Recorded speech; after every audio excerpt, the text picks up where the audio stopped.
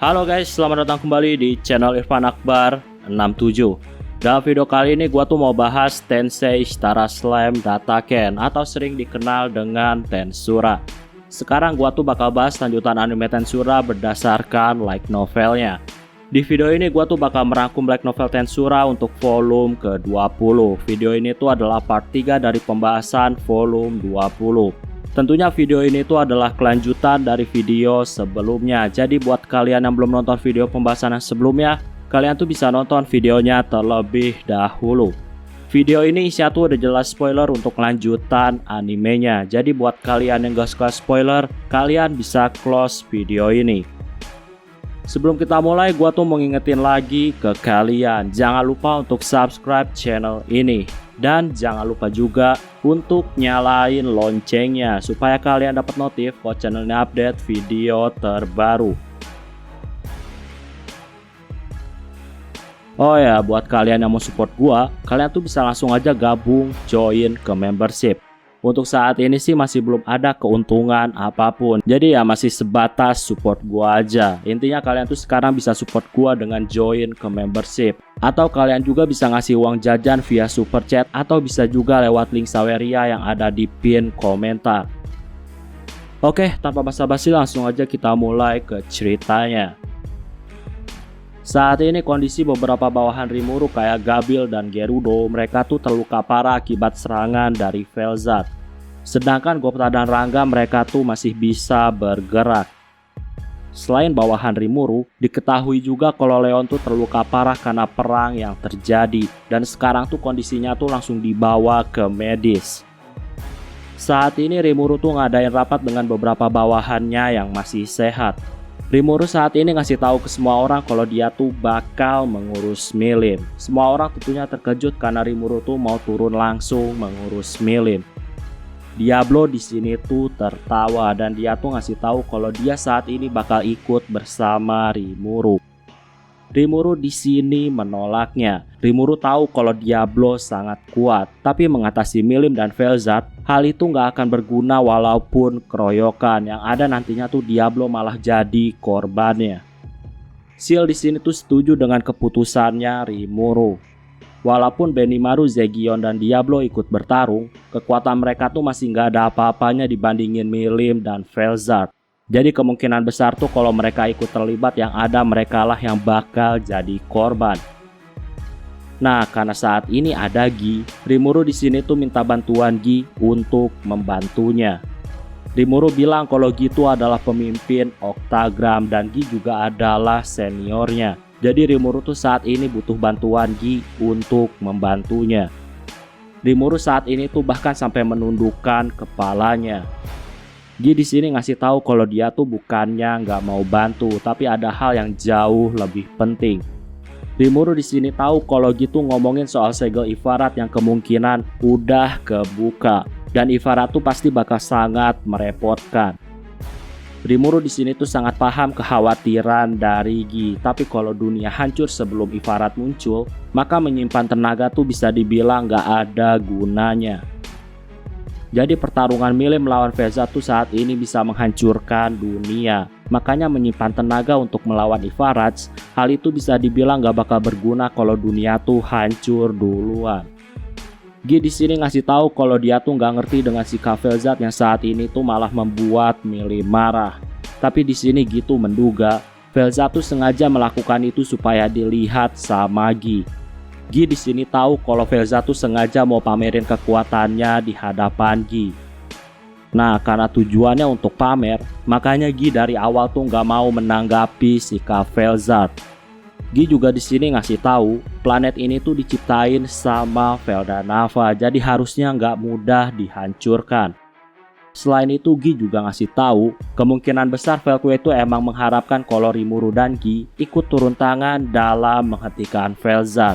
Dan kalau mereka sampai turun tangan, kemungkinan besar setelah itu Ifarats bakal muncul. Dan udah pasti Rimuru sama Gi bakal kerepotan. Rimuru di sini tuh sangat paham dan mengerti maksud Gi. Tapi saat ini, Carrera, Frey, Carrion, dan yang lainnya, mereka tuh saat ini dibekuin sama Velzat. Rimuru saat ini udah membulatkan tekadnya untuk mengurus Milim. Gi yang melihat tekad itu, dia pun saat ini dengan agak menyesal bakal ikut sama rencananya Rimuru. Gi juga saat ini tuh peringatin Rimuru untuk selalu hati-hati. Jadi Rimuru tuh nggak boleh buang tenaga yang banyak. Rimuru saat ini ngomong ke para bawahannya, hanya dia dan Gi lah yang bakal menghentikan pertarungan Milim. Di sini Diablo tuh masih tetap mau ikut bersama Rimuru, tapi lagi-lagi ditolak sama Rimuru. Rimuru mau kalau Diablo dan yang lainnya tuh bersiap-siap kalau ada sesuatu yang gak terduga.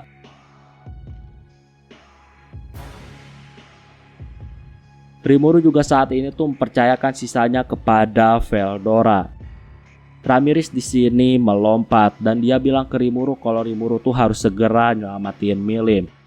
Rimuru di sini janji kalau dia tuh bakal membawa Milim pulang, dan setelah itu mereka tuh bisa tertawa dan tersenyum bersama lagi.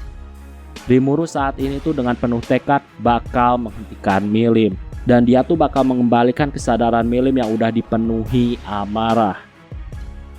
Setelah Rimuru dan Gi pergi, para bawahan Rimuru saat ini tuh terlihat menundukkan kepalanya.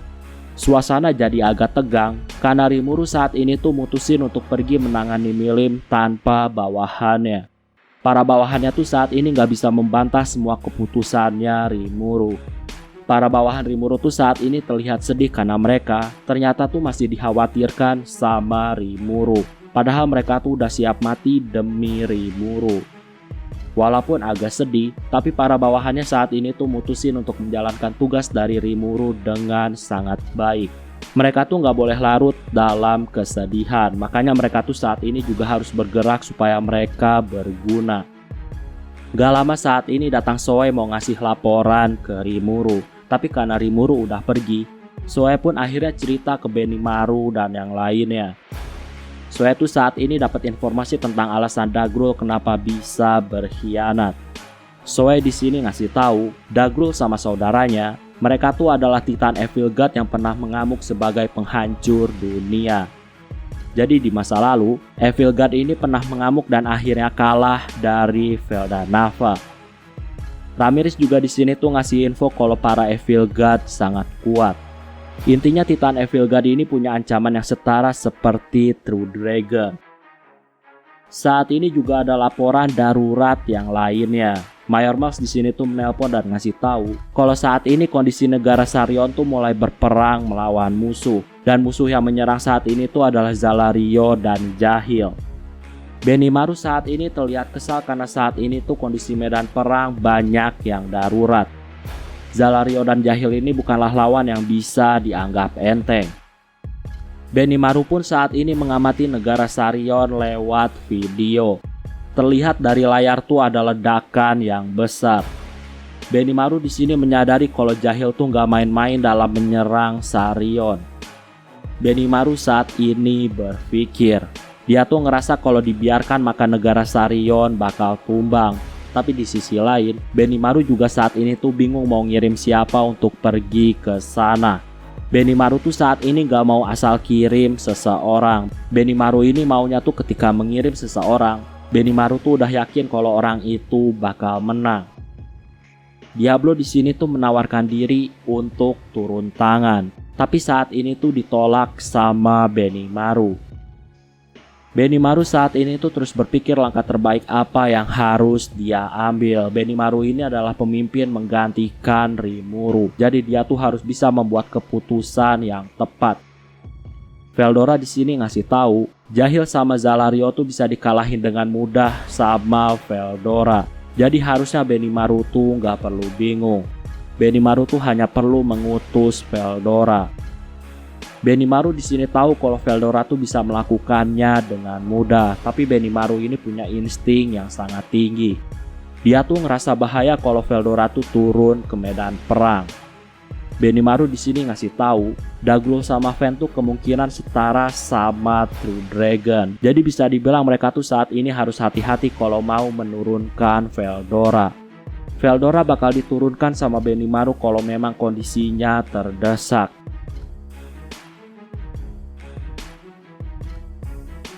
Benimaru saat ini tuh udah membuat keputusan. Dan dia tuh mutusin kalau dia bakal turun tangan untuk medan perang di negara Sarion. Benimaru juga saat ini tuh membawa Soe untuk ikut membantunya. Ketika bersiap mau pergi, tiba-tiba lagi-lagi dia tuh dapat laporan. Diketahui ternyata duel Milim melawan Velzat, duel itu ternyata mulai bergerak ke negara Sarion. Benimaru saat ini tuh terkejut karena Milim dan Velzat tuh bertarung sampai mengarah ke negara Sarion. Di sini bawahan Rimuru menduga-duga tujuan Velvet saat ini tuh adalah menebar teror kematian dan kehancuran. Velvet tuh berencana memanggil Ivaraj dengan menjadikan kehancuran sebagai pemicunya. Benimaru saat ini tuh lagi-lagi bingung tentang apa yang harus dia lakuin. Kondisi saat ini tuh benar-benar mendesak mereka. Gak lama, Leon sama Kagali yang baru aja keluar dari rumah sakit, mereka tuh berdua mau ikut bergabung bersama Benimaru. Kagali di sini ngasih tahu kalau dia tuh sangat dendam sama Jahil. Kagali di sini menangis dan dia bilang kalau dia bakal ngalahin Jahil. Setelah itu dia tuh bakal bebasin Footman. Benimaru pun saat ini mengizinkan keduanya untuk ikut gabung dengannya. Ketika Benimaru udah membuat keputusan, gak lama lagi-lagi Benimaru ini dapat info. Diketahui ternyata pasukan raksasa saat ini tuh mulai menyerang. Saat ini, tepatnya di perbatasan Tanah Tandus dan Bangsa Barat, terlihat ada tembok yang udah dikelilingi sama penghalang monster. Jadi para monster tuh udah dipastiin gak bakal bisa masuk ke penghalang yang udah dibuat sama orang-orang suci penyembah Ruminas. Dan saat ini tembok itu mulai diserang sama para raksasa yang tiba-tiba muncul dari distorsi. Adalman saat ini tuh melihat banyaknya pasukan raksasa milik Dagrul. Bagi Adalman, pemandangan melihat raksasa dalam jumlah yang banyak tuh adalah pemandangan yang sangat luar biasa. Oh ya, pasukan Adalman ini kurang lebih ada 50.000 pasukan. Dan itu udah dilengkapi sama peralatan-peralatan yang modern. Pasukan Adalman ini terdiri dari beberapa jenis monster undead. Peralatan perang pasukan Adalman ini bisa dibilang peralatan yang modern karena kebanyakan tuh menggunakan senjata api. Sion saat ini cuma menyipitkan matanya ketika melihat pasukan Adalman yang saat ini tuh dilengkapi dengan peralatan yang bagus. Sion ini heran kenapa Adalman tuh bisa punya senjata-senjata modern. Padahal Adalman ini bisa dibilang adalah junior dari Sion. Jadi kalau di negara ada senjata modern, harusnya pasukan Sion juga dapat. Adalman di sini ngasih tahu, dia tuh dapat senjata-senjata itu dari penyerangan yang dilakuin sama Kekaisaran. Jadi ketika Kekaisaran menyerang labirin, saat itu juga Adalman tuh menjarah peralatan Kekaisaran. Jadi bisa dibilang Adalman ini gak cuma main-main dengan para musuh labirin. Dia juga ngumpulin banyak senjata yang bagus. Selain itu Adalman juga membeli peralatan-peralatan bagus dengan cara menjual barang. Makanya saat ini tuh Adalman punya barang yang bagus. Sion saat ini agak iri. Sion tuh bisa dibilang uangnya gak banyak. Dibandingin sama Adalman, Gabil, Benimaru maupun Soe, keuangan Sion tuh bisa dibilang jauh lebih sedikit daripada mereka. Makanya Sion tuh saat ini tuh mikirin gimana caranya bisa dapetin banyak uang. Dengan banyak uang, Sion tuh bisa beliin pasukannya peralatan yang bagus seperti Adalman. Adalman di sini ngasih tahu Sion kalau Sion tuh nggak perlu mikirin untuk cara dapetin uang. Adalman di sini nyaranin, sebaiknya Sion tuh langsung aja mencuri harta dari musuh. Sion di sini tuh terlihat sangat senang dan dia tuh sangat setuju dengan saran Adalman.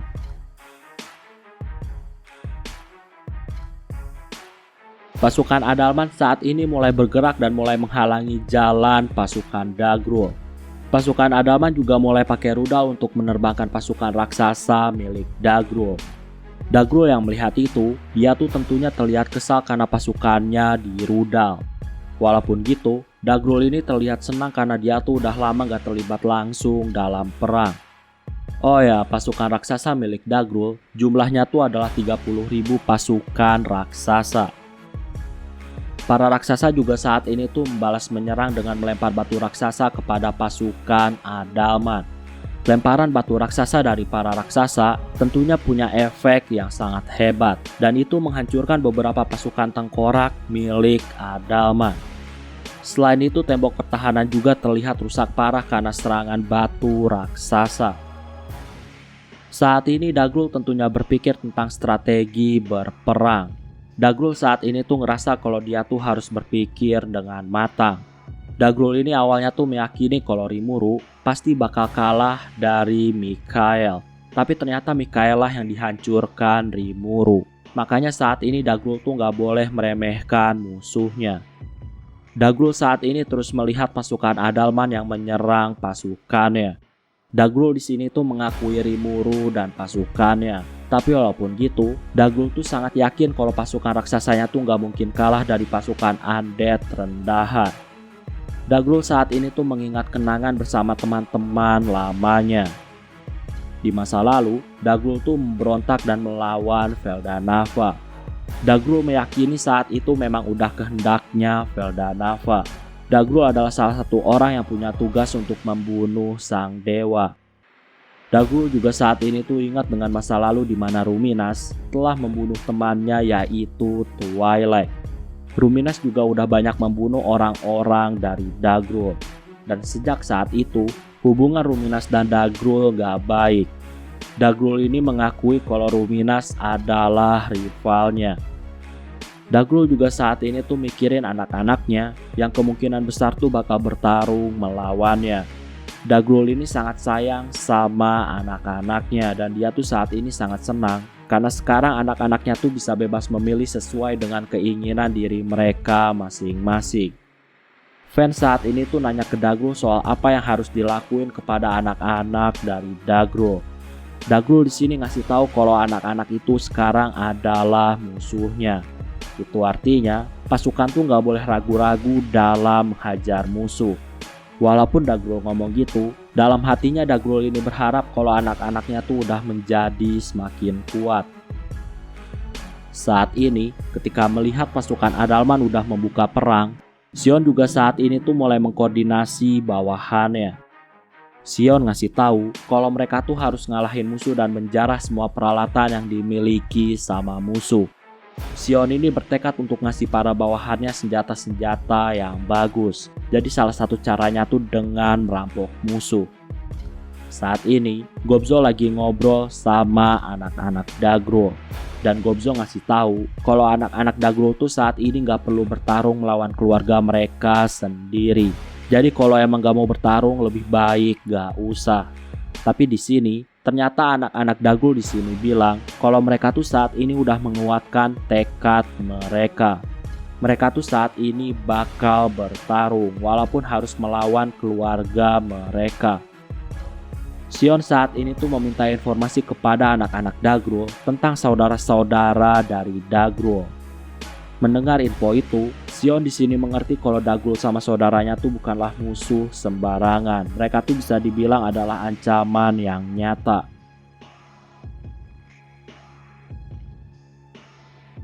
Sion ini sebenarnya mau melawan Dagrul, tapi dia tuh yakin kalau dia nggak bakal menang. Jadi, Sion yang sekarang tuh penuh perhitungan. Dia tuh beda dengan Sion yang dulu. Sion yang dulu tuh udah pasti bakal bertindak barbar. Dan Sion yang dulu tuh pasti gak bakal mikirin tentang kekuatan lawannya. Nah, Sion yang sekarang tuh penuh perhitungan. Dan dia tuh gak mau gegabah dalam mengambil keputusan. Sion di sini tuh memuji diri sendiri karena dia udah semakin dewasa. Tapi ternyata di sini Debra tuh malah bilang kalau Sion tuh gak gemuk. Ya mungkin di sini Debra tuh mikirnya menjadi dewasa tuh berat badan juga bakal naik dan menjadi semakin besar. Makanya dia tuh berkomentar kalau Sion tuh saat ini gak gemuk. Tentunya mendengar itu Sion tuh di sini langsung terlihat sangat marah dan akhirnya dia tuh meninju perut Debra. Saat ini Sion tuh berpikir tentang seberapa kuat kekuatan dari Dagrul. Sion juga berpikir, walaupun nantinya dia kalah dalam pertarungan melawan Dagrul, harusnya Ruminas dan Ultima bisa melanjutkan perjuangannya. Tapi walaupun gitu, hal itu juga masih belum pasti apakah Ruminas dan Ultima bisa menang melawan Dagrul. Pada intinya Sion tuh saat ini udah menetapkan tekadnya dan dia tuh udah membuat keputusan dalam perang. Saat ini terlihat kalau mata Sion tuh seperti mata predator yang mengincar mangsanya. Saat ini Adalman lagi ada di punggung Wenti yang merupakan naga Gehenna. Selain itu, terlihat juga kalau Gadra ini pakai sihir terbang untuk mengikuti Adalman. Di sini juga terlihat kalau Adalman dan Gadra, mereka tuh bersaing untuk melihat siapa yang terbaik untuk hari ini. Adalman dan Gadra saat ini tuh sama-sama ngeluarin sihir mereka. Nah, mereka tuh sama-sama ngeluarin sihir tingkat ekstrim. Saat ini Adalman ngeluarin lingkaran sihir super di langit. Terlihat kalau di atas langit tuh saat ini sangat terang. Dan cahaya terlihat mengalir turun ke bawah. Ternyata cahaya itu adalah meteor besar yang jatuh. Para raksasa pun akhirnya dihantam sama meteorit. Kepala mereka tuh hancur tertimpa meteor. 30% pasukan Dagro udah dimusnahin sama Adalman. Karena itu serangan meteorit udah pasti itu melelehkan tanah dan terjadilah ledakan. Oh ya, sihir Adalman ini ternyata adalah sihir summon atau sihir pemanggilan. Yang tentunya itu berhubungan sama dark magic milik Adalman. Jadi bisa dibilang itu berdasarkan imajinasinya Adalman dan dipanggillah meteor. Gadra saat ini tuh merasa tertantang karena Adalman tuh ngeluarin sesuatu yang sangat gila. Gadra juga saat ini tuh ngeluarin dark magicnya. Kemampuan dark magic yang dikeluarin sama Gadra ternyata setara dengan kemampuan disintegrasi dari holy magic atau sihir suci. Nah, sihir Gadra ini punya jangkauan area yang luas dan itu dinamai dengan parade nihilistik. Saat ini muncullah lingkaran sihir besar di tanah dan di langit. Dari kedua lingkaran sihir itu, orang yang ada di dalamnya tuh langsung masuk ke dalam kegelapan. Musuh langsung lenyap seketika. Gadra saat ini tuh tertawa puas karena dia tuh udah nunjukin kekuatannya di depan Adalman. Adalman di sini tuh tentunya tahu sihir itu. Adalman di sini tuh kesal karena Gadra secara gegabah pakai sihir yang sangat berbahaya. Jadi kalau sihirnya tadi tuh gagal dikendalikan, maka dunia bisa dalam bahaya.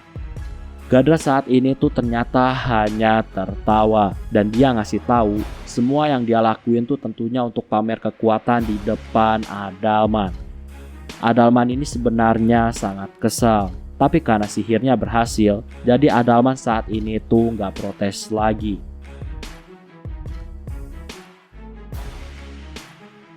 Pasukan Dagrul mulai terkikis dan sekarang tuh udah mulai berkurang drastis, bahkan sampai kehilangan lebih dari 50%. Dagrul melihat sihir-sihir gila yang saat ini dilancarkan dan itu ternyata nggak masuk ke dalam perhitungan yang udah dibuat sama Dagrul. Walaupun kehilangan banyak pasukan, ternyata hal itu nggak masalah bagi Dagrul. Oh ya, sekarang gue bakal ceritain sedikit flashback sebelum Adalman dan Gadra ini ngeluarin sihir tingkat ekstrim. Saat ini Dagrul tuh melihat ada meteor. Ketika Dagrul melihat meteor, dia tuh saat ini cuma tersenyum. Dagrul ini menganggap kalau sihir meteor tuh sangat hebat, tapi hal itu masih belum terlalu bahaya. Setelah sihir meteor, Dagrul melihat ada sihir parade nihilistik.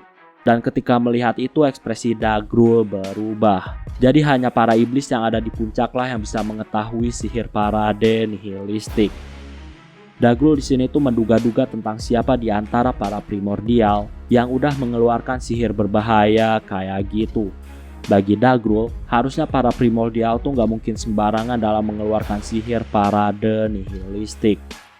Dagrul saat ini menduga-duga dan berdasarkan sifat Ultima, seharusnya Ultima adalah pelakunya. Selain itu, Ultima juga dekat sama Adalman. Jadi kemungkinan yang ngeluarin sihir itu adalah Ultima. Nah, karena parade nihilistik sangat berbahaya kalau terus dibiarin, Dagrul pun saat ini mengangkat tangannya ke langit dan dia tuh mulai ngeluarin kekuatannya. Dagrul saat ini tuh menghilangkan sihir parade nihilistik yang udah dikeluarin sama Gadra. sehingga korban dari pasukannya tuh saat ini nggak banyak. Pasukan Dagrul ini bisa dibilang adalah pasukan yang sangat gila. Walaupun banyak yang mati dari teman-teman mereka, tapi mereka tuh terlihat gak peduli dan mereka tuh tetap terus maju. Bagi pasukan Dagrul, yang mereka pikirin tuh ternyata cuma memenuhi perintah dari Dagrul. Saat ini, Adalman dan Gadra ngerasa kalau pasukan Dagrul terlalu gila karena mereka tuh saat ini gak takut mati dan mereka tuh bahkan tetap maju walaupun mereka terluka. Adalman dan Gadra saat ini mengobrol. Diketahui, ternyata sihir meteor Adalman juga dihilangkan sama seseorang. Jadi bagi Adalman, harusnya dampak dari serangan Adalman itu sangat besar dan harusnya pasukan elit Dagrul ikut musnah. Tapi ketika meteor dijatuhkan, ternyata meteor Adalman tuh cuma menghancurkan pasukan-pasukan yang rendah. Itu artinya ada orang lain juga yang udah menghentikan serangan dari Adalman. Saat ini Adalman dan Gadra tuh ngerasa kalau mereka harus segera pulang ke tempat Sion. Mereka tuh harus ngasih laporan ke Sion dan mereka tuh harus mikirin langkah selanjutnya. Sion saat ini tuh mendengar laporan dari Adalman dan Gadra. Singkatnya saat ini tuh udah 2 jam sejak peperangan melawan Dagrul dimulai. Dan sekarang peperangan tuh udah mulai memasuki tahap selanjutnya. Sekarang tuh yang bentrok adalah kekuatan pasukan utama. Saat ini, pasukan elit para raksasa, mereka tuh saat ini mulai ikut menyerang. Oh ya, dari awal, tujuan pasukannya Adalman ternyata cuma untuk mengurangi jumlah musuh. Jadi, kekuatan utama pasukan pihak Rimuru saat ini tuh bertumpu sama pasukan Yomigaeri milik Sion dan pasukan Bloody Knight milik Ruminas. Jadi pasukan Adalman ini bisa dibilang cuma pion. Pasukan Adalman tuh pada dasarnya adalah undead yang udah mati. Jadi nggak masalah kalau mereka dijadiin pion.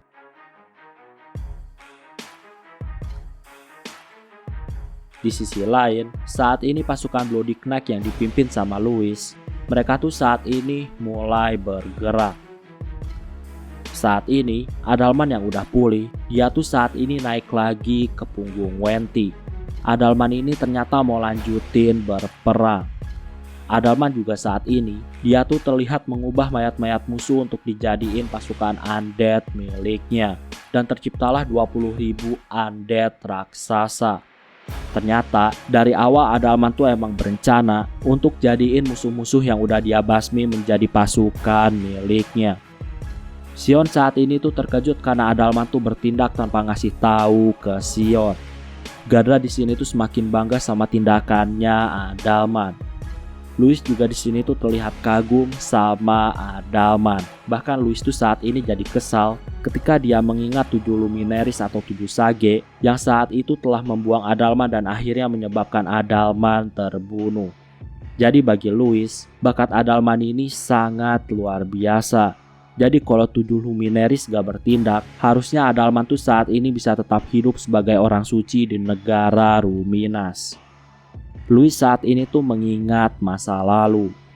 Jadi di masa lalu, sebelum Adalman dan Albert mati, ternyata keduanya tuh adalah orang-orang yang terkenal. Louis tuh udah mendengar kehebatan keduanya. Jadi Adalman ini adalah orang yang sangat jenius dalam menggunakan sihir suci. Dan Albert adalah ksatria suci terbaik sepanjang masa.